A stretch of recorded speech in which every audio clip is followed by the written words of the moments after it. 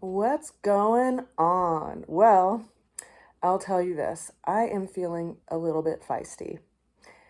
I always usually joke that I am part maple tree because I've always been a really sensitive person and my inner waters easily get tapped and they overfloweth, much like a maple tree. And I joke with people who tell me that I'm too sensitive, that if they don't like it, they can just cook it down and put it on their pancakes. But then I came to realize that I'm also a lot like Rose.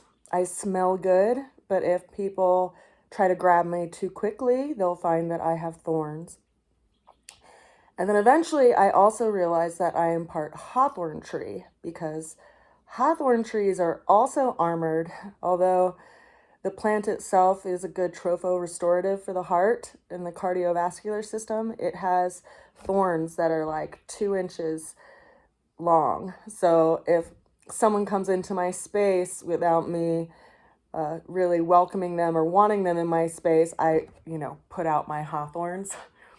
So this week I am feeling my hawthorns, and I have to say it's probably in reflection to astrological transits and things that are happening in my life that are turning my life a bit upside down, and it tests our patience and it tests our sweetness and it tests our endurance for things that we shouldn't have to be putting up with. In alignment with what's going on astrologically, let's just take a look at that. And of course, I've referenced this over the last couple of weeks, but I just want to take a glance at it so that you all know what's happening. And I think it's going to especially be affecting those of us that have planetary placements in the fixed signs. The fixed signs are Aquarius, Leo, Scorpio, and Taurus. And the reason why I say that is because we are experiencing a major conjunction today of Mars and Uranus up at 26 degrees of Taurus. So if you have any placements in Scorpio or Aquarius or Leo or Taurus at, anywhere from roughly about 16 degrees of Taurus to 6 degrees of Gemini, because there's a 10-degree orb, you're going to be feeling this in a square or opposition or an exact conjunction. And by that, I mean it's either going to be a 90-degree angle for you or a 180-degree angle for you, or again, another 90-degree angle. Because Mars is a malefic, and Mars tends to be an initiator. It tends to be an aggravator.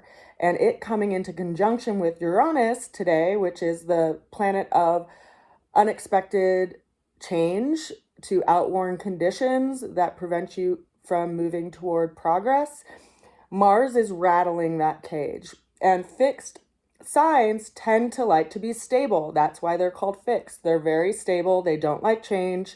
And when Mars comes in, along with Uranus in alignment with that, it can be very moving and very shifting.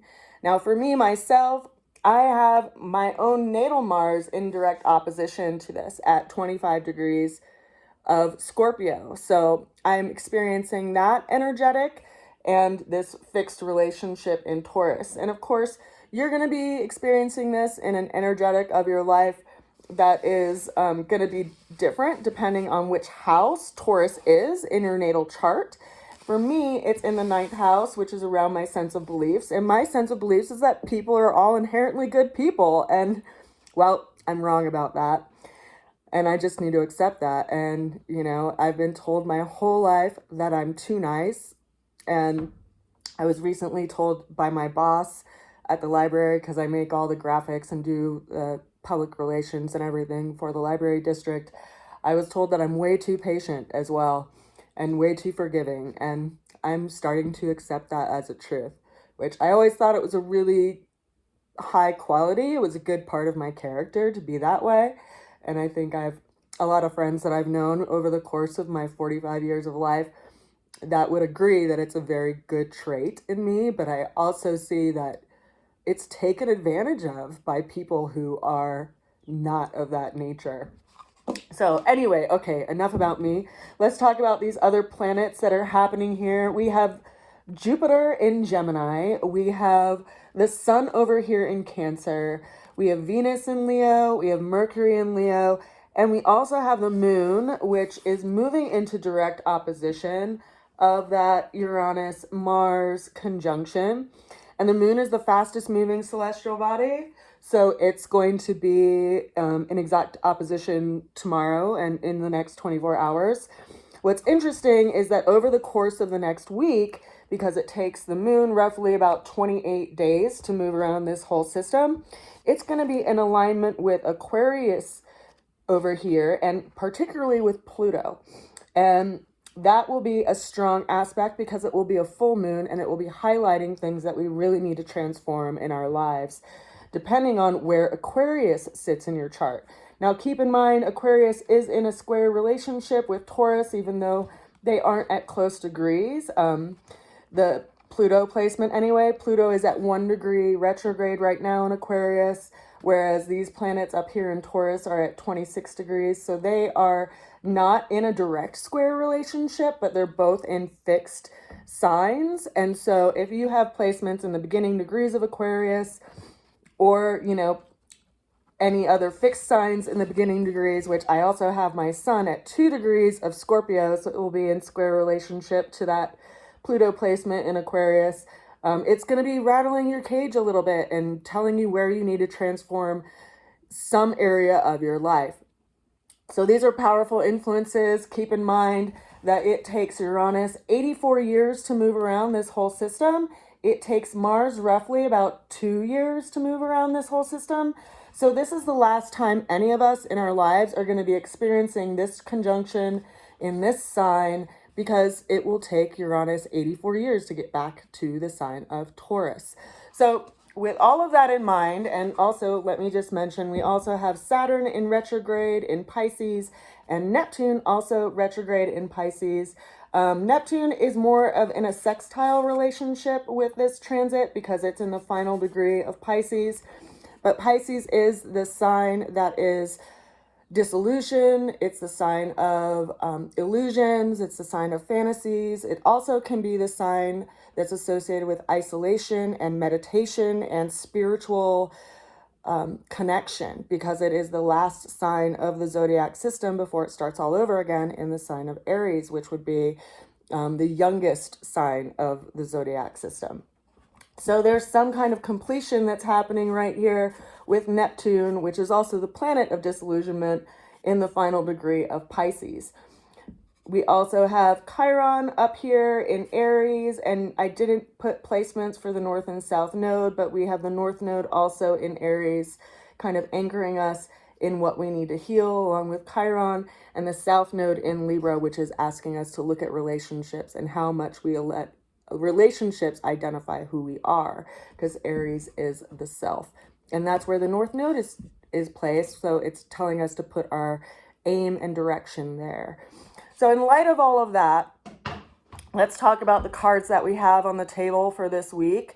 Out of the 6 cards that I pulled, we have 1, 2, 3 of them are pentacles, which are governed by the sign of Earth, or the suit that's associated with the sign of Earth, which also brings my attention to the area of Taurus and that transformation and big changes that are happening in Taurus with the Uranus and Mars conjunction today.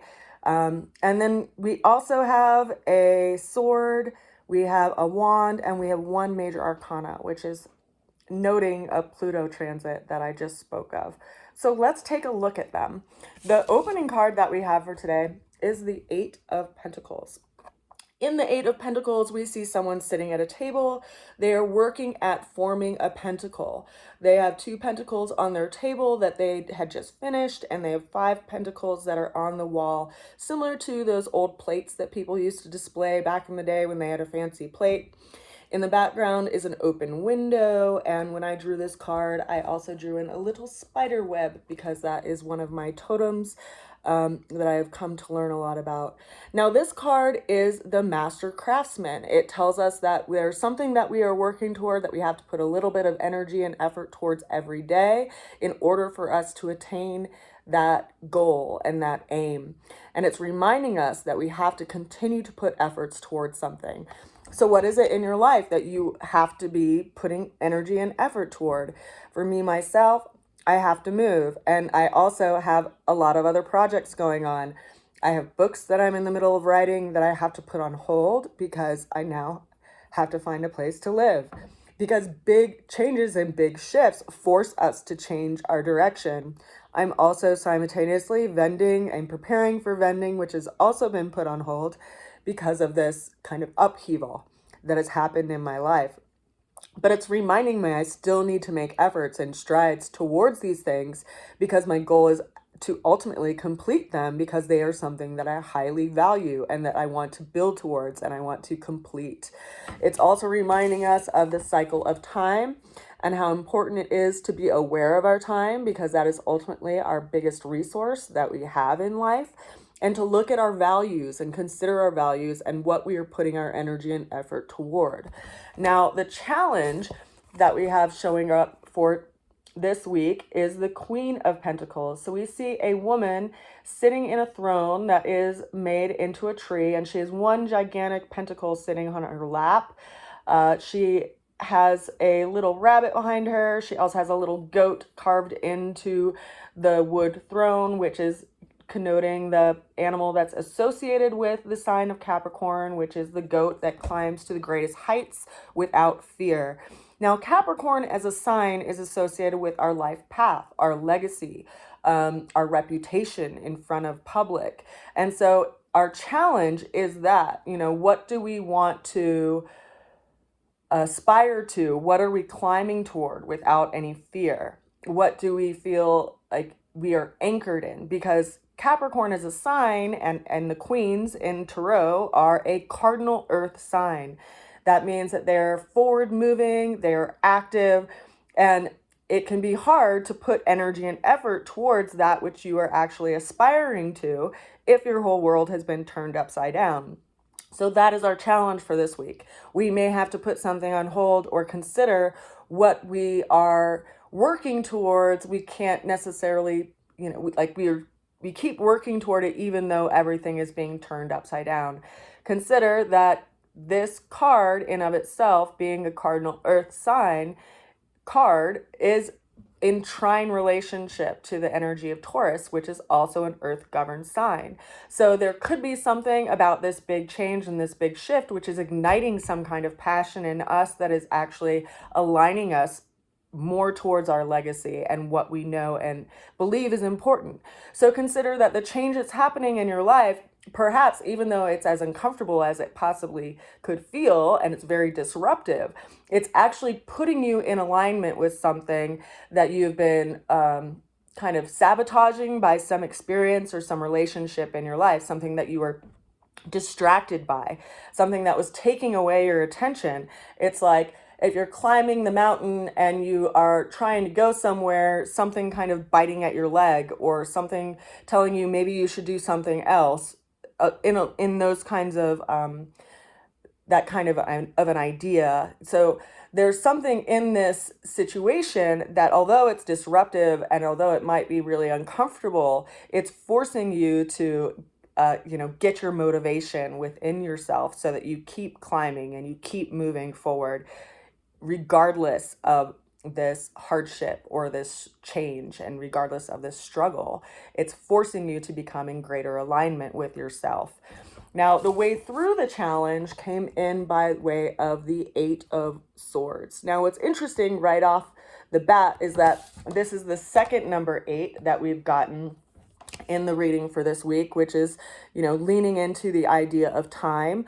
But in this card, the suit is swords. So we see a person who's wearing a red garment and they are wrapped in kind of a rope or some kind of cloth that is tightly woven around them, and they're standing on a beach and they're surrounded by these 8 swords that are kind of poked into the sea or poked into the beach that is surrounding them.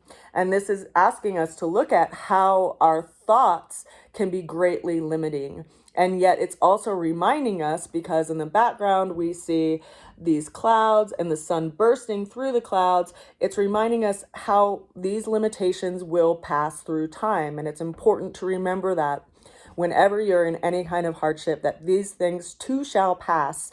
And eventually this person will be out of this bound kind of situation. And she's also blindfolded, so she can't really see what's going on around her. And when you're in that situation, there's a lot of imagination, there's a lot of fear because of the unknown, but that too will pass with time. Now, the ultimate outcome came through by the Six of Wands. So we see someone who's sitting on a horse. He's carrying one wand in his hand that has a bay laurel leaf that it's at its peak, and bay laurel is associated with victory. In the background, you see these other 5 people that are all carrying wands too, but he's moving away from them. He's moving out of this situation. He's moving forward based on the victories of the past. So whatever thing that you're going through right now, which is hard and difficult, you too will move forward based on your past successes and your past victories. Those in of themselves will carry you through. Now, wands are associated with the element of fire. Mars is also associated with the element of fire, being that it is governed by the sign of Aries. And so it calls me to consider those signs and what's going on with them right now. As I mentioned in glancing at what's going on astrologically, we have Chiron and the North Node both sitting in the sign of Aries, which is pointing to something that we have to heal around our sense of self and possibly our sense of self-value and where it is that we want to grow in life.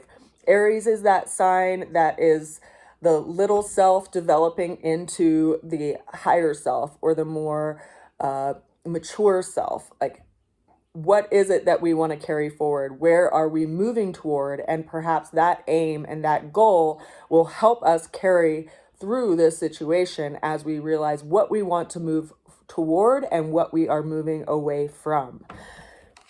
After that, we have the clarification card of this major arcana that I told you about, which is the Judgment card. We see 3 people who are coming out of what appear to be coffins, and they're being called out of that coffin space by this angel that is coming from the sky that has a trumpet.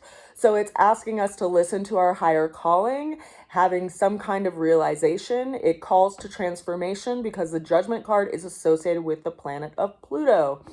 This is really interesting to me because we are having a full moon within 3 degrees of Pluto's placement at 1 degree of Aquarius, which is in a fixed sign. And so that fixed nature of us, that which we feel like, we've been so sure about, are these coffins that we are being called out of. When you transform, you can't go back to where you came from. The butterfly will never go back to being a caterpillar, and you might have to turn into a gooey mess before you find your wings. But those life experiences call us to another level because we realize what we'll no longer tolerate. We realize what is absolutely necessary of us to do in life and how we need to move forward. We listen to our higher calling. We listen to our higher self. And in that way, we let go of the things that no longer serve us. We listen to that angel that's asking us to move towards a different place and move out of this space of darkness. That is further clarified by our final card today, which I also think is interesting because we have 2 8s by way of the Pentacles and Swords, and then we have 2 6s by way of the Wands and the Pentacles. So we're ending on a Pentacle, the 6 of Pentacles, where we see a large kind of bush in the background, and in front of that we have 3 figures. We have one person who's holding scales, and he's kind of distributing coins to these 2 people in front of them, one female, one male. And it's asking us to be judicious around our resources. And resources aren't just our finances, but they're also, as I mentioned earlier, the resource of time and our values. And so we have to be willing to weigh and measure what we want to give our time to, what we want to give our energy to, and ultimately be really judicious about it, because we only have 24 hours of a day. And, 8 of it might be spent in working, and maybe you have an animal that takes some of your attention, and hopefully you're hygienic and you bathe and you take care of yourself. So, and you feed yourself and do things that take some kind of tending to self-care and exercise and hopefully play and enjoying life and having some kind of social experience, which, I haven't done lately because I've been so stressed out about my living situation. But we have to make a judgment. We have to weigh and measure where we give our time to and what is absolutely necessary. Because when things are pressing, you have to give your attention to that thing that is the priority, and you have to weigh it. You have to measure it. You have to decide what is the most useful place to put your time and energy. Now, I think a lot of this is going to be revealed over the next week. And the reason why I say that is because we do have this mention of, the limitations around time that are going to be improving in time. And we are currently in the process of the moon moving towards that full moon phase with alignment of Pluto. And we had Pluto show up in the reading today. Now, the full moon is going to happen roughly in about a week's time. Whenever the moon comes out in its fullness, it brings light to things. It adds light to the darkness and to the situation, and things get revealed because you see the things that are under the surface. You see the things that have been in the unknown, things that have been in the dark, things that have been hidden. And what you see is going to ultimately transform your situation, because once you see things, you can't unsee them. Once you have a realization around something, you can no longer be in the dark about it. You can no longer be ignorant about it because you've seen it clearly. You've come out of the darkness that you were, hiding in, perhaps that illusion or, fantasy around things. People that you thought were good people may reveal themselves to not be good people. Situations that you thought were sure and were reliable may show you where you need to put your energy and effort because they're not reliable and they're not stable, even though you may feel like a really stable person. Things are shifting to bring light to these situations so that you can recalibrate where you put your energy and you don't live in a space of falsity around people or things or situations that have ultimately kept you in the dark. So while this is going to be a really powerful week, I think we're going to get a lot more information as the moon comes to its full stage. And depending on where the fixed signs are in your chart, that's where these things will be brought to light. So it is helpful to know your chart, to know if your planets are placed in either cardinal signs or fixed signs or mutable signs, because that will show you how these planets and these anchors that are shifting through the sky are influencing your life and the world around you. If you'd like to learn more about that, feel free to reach out to me at rootsofalchemy@gmail.com. We can look at your chart. I will be moving over the course of the next couple of weeks, so I won't likely have time to give readings until later in August, because I have to evaluate where I put my time and energy. And right now I have things that are pressing on me that I need to take care of, which I'm sure we all do, but I'm just being honest about my time and availability right now, because I have pressing things going on in my life that are bringing a lot of realization to my world.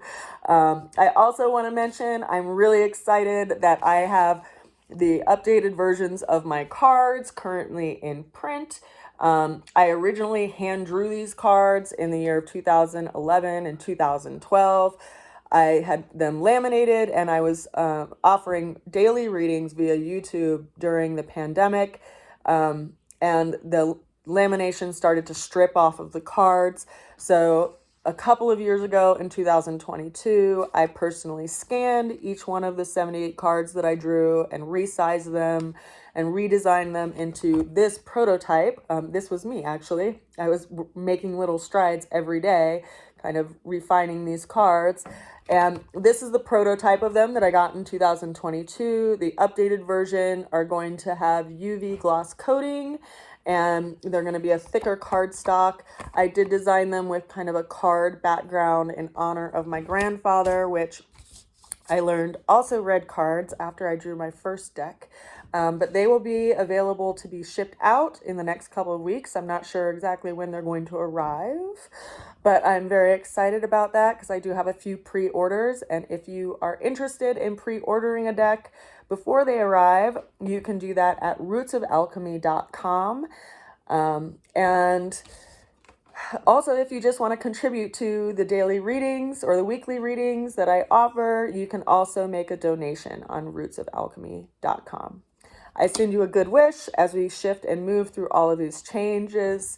I hope that the realizations that are coming to light for you are helping you to be more aligned with yourself and be true to yourself, and ultimately helping you to decide where you want to put your energy and effort so that you can build something of value that brings you peace and stability in your life.